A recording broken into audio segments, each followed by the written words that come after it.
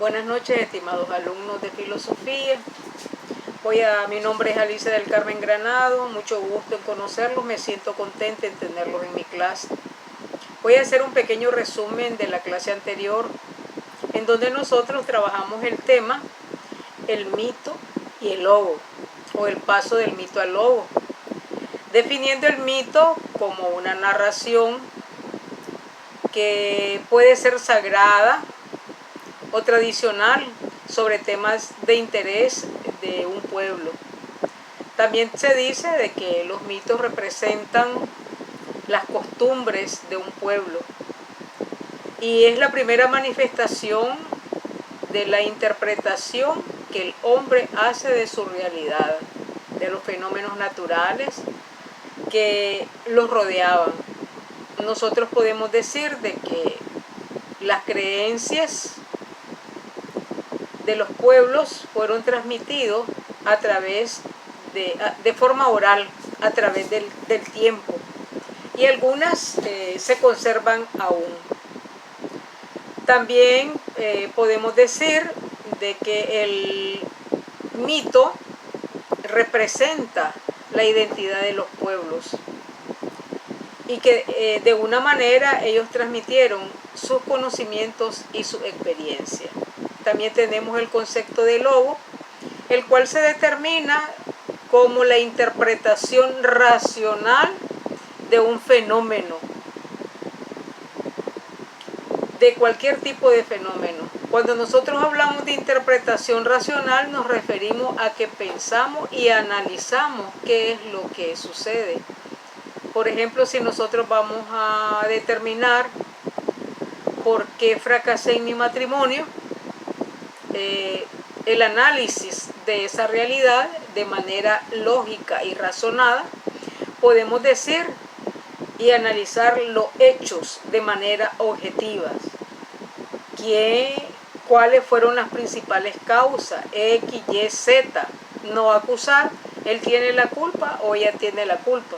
A lo mejor los dos tuvieron la culpa y eso determinó, ¿verdad?, la ruptura del matrimonio.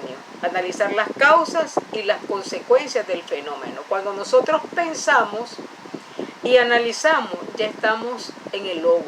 También hablamos allí de tipos de mitos con sus ejemplos, cada uno de ellos. También trabajamos un ejercicio práctico con el mito de Prometeo. Ustedes respondieron unas preguntas y lo enviaron, así como también algunos elementos fundamentales que dieron el paso del mito al logo. Con este tema nosotros concluimos la primera unidad e introducimos ya la segunda unidad, el cual nos habla de la teoría del conocimiento. Aquí nosotros vamos a hablar de la epistemología, que de una u otra manera es el conocimiento, ¿verdad?, que vamos a definir.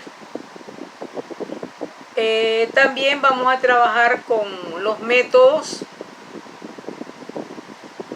que ayudan, ¿verdad?, a interpretar la realidad, y son los métodos que prácticamente utiliza el método científico para analizar fenómenos de cualquier índole. Esto lo vamos a ver en la próxima clase, el método. Hoy vamos a trabajar con el concepto de epistemología y vamos a tomar lo que dice en primer lugar Aristóteles, que dice que una ciencia que tiene por objeto conocer las cosas. Cuando hablamos de las cosas, hablamos de los objetos, en su esencia y sus causas. Cuando nosotros hablamos de objetos, nos referimos a lo que vamos a analizar, el fenómeno que se va a estudiar. Por ejemplo, si nosotros vamos a determinar nuestro objeto de estudio o la esencia de un fenómeno político, social, económico, familiar, vamos a hablar, por ejemplo, del rendimiento académico de los estudiantes. Hay alto rendimiento académico y hay bajo rendimiento académico. Nosotros si tomamos el bajo rendimiento académico, ese es el objeto que vamos a estudiar, o sea, el fenómeno. Determinando sus causas. ¿Cuáles son las causas del bajo rendimiento académico? En ocasiones nosotros podemos decir que el muchacho no hace un horario, que no tiene la responsabilidad, que está cargado de trabajo, que él mismo, ¿verdad?, no se adapta a un sistema de autoestudio independiente. Entonces analizamos las causas y también determinamos sus consecuencias. Eso es, podríamos decir, el conocimiento que hemos adquirido con el objeto de estudio. Entonces Aristóteles dice que la epistemología es la ciencia que estudia las cosas. Cuando dice cosas se refiere al objeto, y cuando hablamos de objeto es el tema de investigación, lo que nosotros vamos a analizar en cualquier área de estudio, inclusive en nuestra vida privada. Les hablaba anteriormente el por qué me divorcié, cuáles son las causas del divorcio y cuáles son las consecuencias. Entonces ese es el objeto de estudio, el divorcio, y cuáles son sus causas y cuáles son sus consecuencias. Eso es el conocimiento que yo adquiero. Entonces la epistemología estudia, podríamos decir, el conocimiento. Nos retoma, nos manda a la teoría del conocimiento. Entonces nosotros tenemos ahí que ese es el concepto de conocimiento. Y también tenemos que el conocimiento nosotros lo aprendemos de diferentes maneras.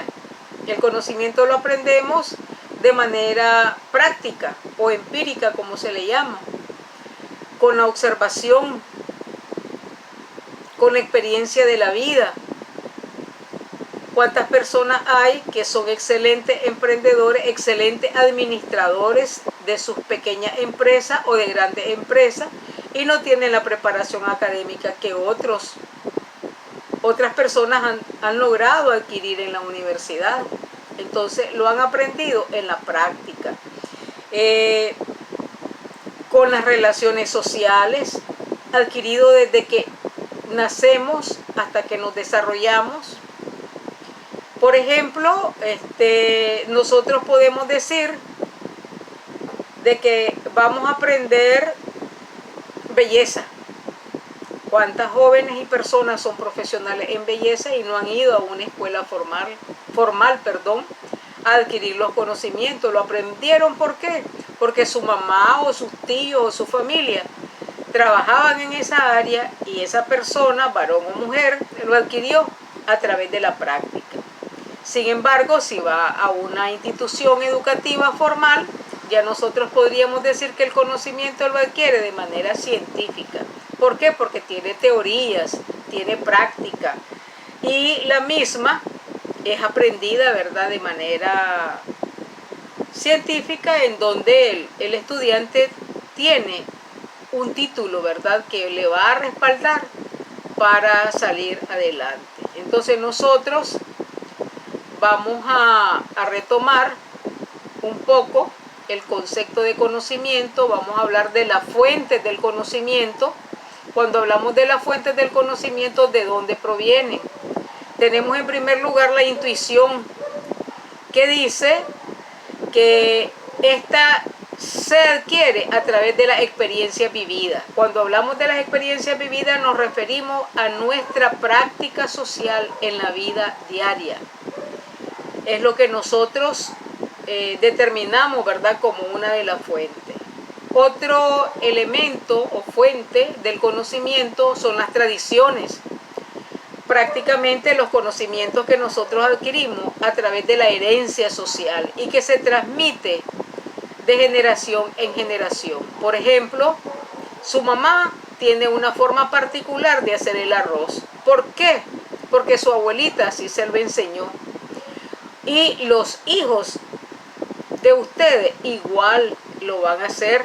¿Por qué? Porque ustedes lo están transfiriendo de la forma en que su mamá le enseñó a hacer el arroz. Entonces ahí tenemos nosotros que son tradiciones que las familias vienen dejándonos a nosotros de generación en generación. Otra fuente, tenemos ahí también las experiencias personales, lo que yo vivo y lo que yo hago, es una forma de fuente del conocimiento. Hablamos también del razonamiento lógico, que es importante, ¿para qué? Para comprender y clasificar los fenómenos. Es una forma de adquirir el conocimiento cuando nosotros tenemos o ponemos en práctica el uso de la razón, la facultad intelectual de interpretar el fenómeno o problema que queremos analizar y que le vamos a dar una respuesta diferente, que lo podemos hacer de forma deductiva. Cuando hablamos de forma deductiva, yo puedo decir, todos los estudiantes de bajo rendimiento académico son haraganes. Hice ya una oración general y ahí me llevé a todos los estudiantes, y eso no es así, porque nosotros podemos valorar de manera particular a X estudiante, a Y estudiante, a Z estudiante, con sus particularidades, y eso lo podemos hacer de manera inductiva, ¿verdad? De lo particular para llegar a lo general. Entonces nosotros tenemos allí elementos que nos determinan las fuentes del conocimiento, ¿verdad? Hay otro detalle que me interesa que nosotros retomemos, está en la página 8, cuando nos dice de que hay, ¿verdad?, algunos métodos o enfoques que nos determinan la interpretación de algunos fenómenos de la realidad social. Hay diferentes enfoques. En la página 7 nosotros tenemos los enfoques epistemológicos para comprender la realidad social. Y nos dice que los fenómenos sociales son de interés de los científicos para explicarlos o interpretarlos. Y nosotros tenemos ahí uno que dice que se llama el positivista cuantitativo. Este enfoque explica la realidad social objetiva, ¿verdad?, existente al margen de los seres humanos, y explica el fenómeno partiendo de sus causas y consecuencias, o causa o efectos, que es lo mismo. Entonces ahí nosotros tenemos que la crisis económica, el desempleo, el bajo rendimiento académico, la poca vocación profesional, la mala selección de la carrera, el poco espíritu de sacrificio, la inmadurez, el embarazo de jóvenes, la inseguridad ciudadana, los horarios de trabajo, los problemas de transporte urbano durante la noche. Estas son las causas que tienen prácticamente como efecto la deserción de los estudiantes de las aulas de clase. Entonces se analizan las causas para determinar el efecto. Por ejemplo, nosotros podemos decir que las causas del incremento con la enfermedad que tenemos actualmente, que es el COVID-19, ¿cuáles son las causas del incremento de esta enfermedad? No nos cuidamos de manera personal, asistimos a lugares con bastante acumulación de personas sin la protección debida. Otro elemento que determinó el incremento, las fiestas, las reuniones familiares, todos estos causas y otras que ustedes pueden escuchar en los medios de comunicación, dieron como efecto o están dando como efecto la repetición del coronavirus nuevamente. La segunda etapa, podríamos decir, que están viviendo los países y que nosotros tampoco como nicaragüenses no estamos alejados de esa situación. Entonces, este fenómeno se llama enfoque epistemológico positivista cuantitativo, que estudia las causas y efectos de un problema o de una realidad o de un fenómeno social, ¿verdad? La prostitución, ¿a qué se debe? ¿Cuáles son las causas de la prostitución? ¿Y cuáles son los efectos de la prostitución? Eso es lo que estudia este enfoque epistemológico positivista cuantitativo. Me interesa porque vamos a hacer una clase práctica con él el día X o Y, ¿verdad? Para que ustedes lo tengan presente. Me interesa eso. Después nosotros tenemos los tipos de conocimiento. En estos tipos de conocimiento ahí tenemos nosotros el común, el popular, el científico y otros tipos de conocimientos que ustedes van a ver en el video que se les presenta. Pero lo que me interesaba en este ejercicio, en este trabajo, es que ustedes determinen y aprendan el enfoque epistemológico positivo cuantitativo, porque yo les puedo poner un caso en donde ustedes me van a determinar ahí cuáles son las causas y cuáles son los efectos en una futura clase práctica que vamos a tener el día que nos corresponda, entre comillas, el examen, que no es una teoría, sino la resolución de casitos, tomando en cuenta el mito, el logos, tomando en cuenta este enfoque. Les puedo pedir, plantéeme un ejemplo utilizando el enfoque cuantitativo, ¿verdad? Epistemológico positivista cuantitativo. Ustedes tienen entonces que determinar las causas y después el efecto.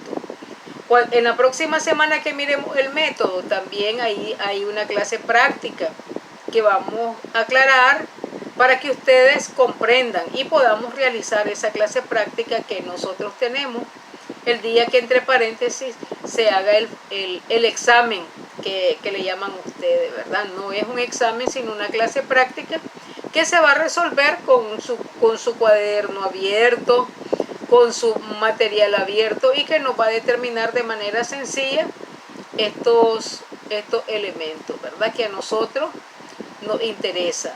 O me interesa pues que ustedes analicen en función de este tema. Quiero hacerle un recordatorio, muchachos. Es importante que ustedes participen en el foro. Los foros valen 3 puntos y eso ya suma o resta, así como también la entrega de las tareas. Si ustedes tuvieron algún problema para la tarea número 1, envíenmela con la tarea número 2. No hay ningún problema, para que no pierdan esa nota. Recuerden que nosotros no hacemos exámenes, hacemos clases prácticas y así vamos sumando. Digamos, si nosotros logramos tener 30 puntos y una clase práctica vale 10, ya tienen ahí, o acumulamos 40 y la clase práctica vale 10, ya tenemos los 50. Ustedes no tienen, con el sistema de calificación, pagar para ir a hacer limpieza. Hay que hacer un pequeño horario de estudio para que puedan cumplir con sus tareas. Siempre traten de comunicar cuál es el problema que tuvieron al entregar la tarea para valorar de qué manera se les puede ayudar, ¿verdad? Y que ustedes vayan cumpliendo de manera positiva en la clase. En el foro, no todos participaron en el foro introductorio. La tarea tampoco, como 2 o 3 me entregaron la tarea de filosofía. Entonces me la mandan con la número 2 o me la mandan con la número 3. Si es que no les da tiempo mañana de mandarla. Pero tratemos, ¿verdad?, de cumplir todos para que salgamos excelente en la clase. Yo no quiero que nadie se quede, no hay necesidad. Así es de que, jóvenes, espero pues que hayan comprendido esta pequeña explicación los tipos de conocimiento que tienen ahí, y también que hayan comprendido este enfoque epistemológico positivista cuantitativo, porque es una clase práctica que vamos a hacer. El próximo día vamos a tener también, la próxima semana, el método científico y los métodos que contribuyen con él. Ahí también tenemos una clase práctica y se la voy a explicar para que comprendamos igual que hice con esta. Pasen buenas noches. Nos vemos el 1 de noviembre, no falten, es importante porque ahí aclaramos dudas, nos comunicamos, interactuamos y también conocemos algún problema que alguno de ustedes tenga. Pasen buenas noches, nos vemos el próximo día de clase, jóvenes.